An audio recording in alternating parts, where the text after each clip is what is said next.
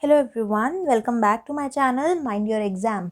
In this video, we will be studying about the serial transmission mode. In the previous video, we studied about types of transmission modes and the parallel transmission mode.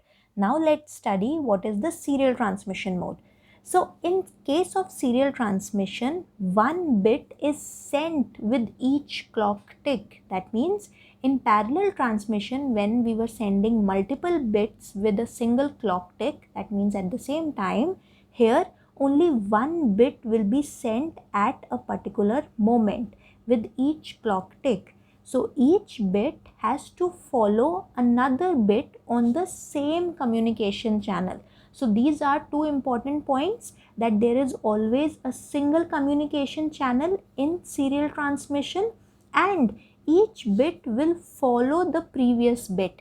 In the parallel transmission, there were multiple communication channels and each bit was traveling on separate wire if it was being transmitted parallelly. Okay, here if this is the sender, this is the receiver, then there is a single communication wire, communication channel, and all the bits are traveling on this same communication channel one after the other. Okay, so the advantage of serial transmission is it is less costly than parallel transmission, but again the transmission tends to be slower here because there is a single communication channel. Now we understood in the previous video that there are three types of serial transmission: asynchronous, synchronous and isosynchronous. So let's start with what is asynchronous serial transmission.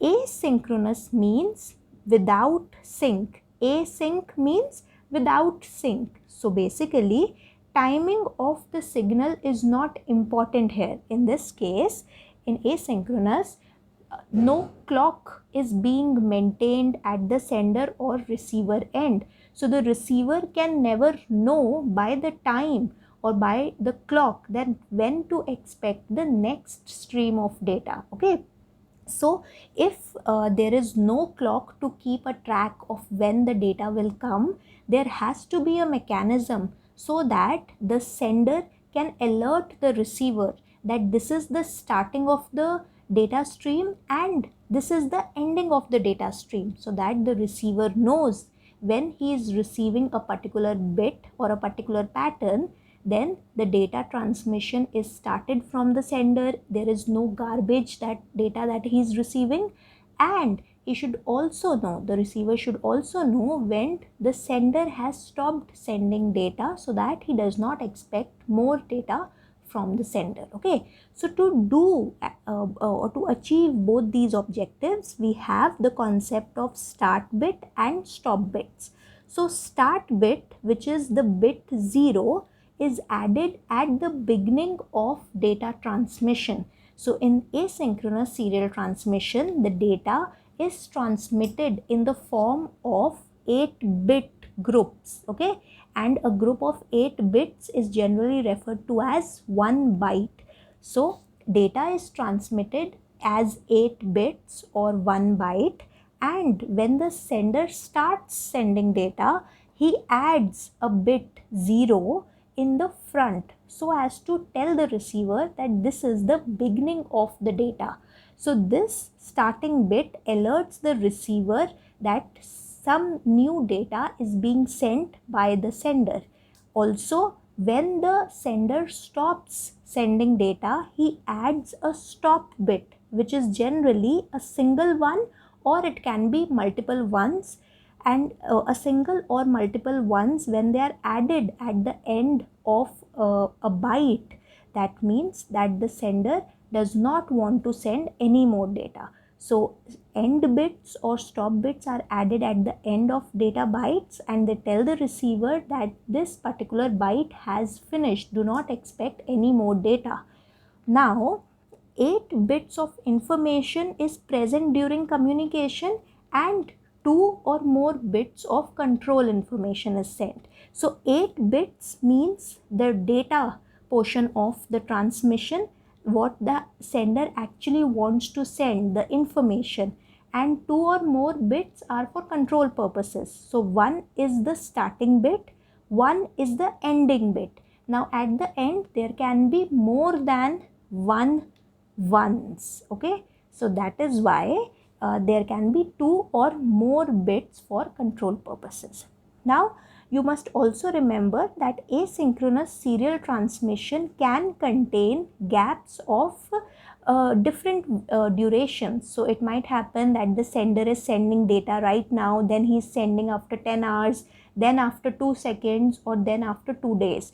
So the gaps are not defined. The interval, time interval between data transmission is not defined, and sometimes these gaps can be represented by either sending additional stop bits. That means the sender can keep on sending 1 and so on if he wants to denote that the channel does not have any useful information, it is just a time gap, or by making the channel remain idle. That means by ensuring that nothing else is being sent on the channel, then also sender can ensure that the receiver knows that currently the channel is empty, no information, no data is being sent. Okay, so there are 2 ways of representing gaps between data transmission, either to make the channel remain idle or to keep on sending additional stop bits, stop or end bits, okay, which are ones basically.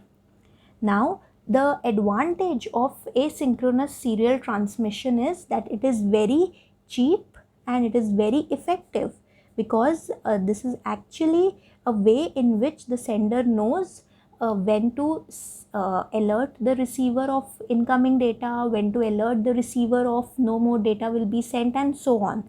But the disadvantage is that too many extra bits make this scheme a little complex and hard to implement. Okay, too many extra bits are involved and it makes the transmission slow as well.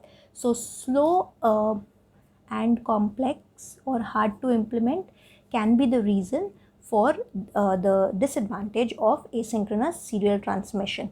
Now this kind of transmission is generally used in your computer keyboards, because in keyboards we are doing some kind of typing, we are pressing the respective keys, but with respect to the speed at which the computer operates, we are sending data very slowly, we are typing very slowly. Different people's typing speed may also vary, so therefore we are sending data in different gaps in a slower speed, and there are different amounts of gap.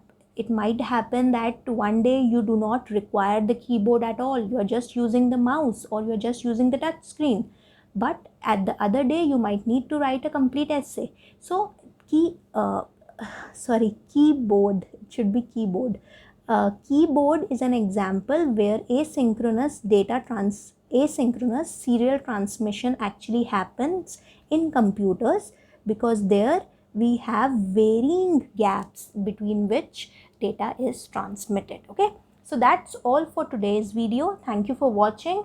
In the next video, we will be studying about synchronous serial transmission and isosynchronous serial transmission.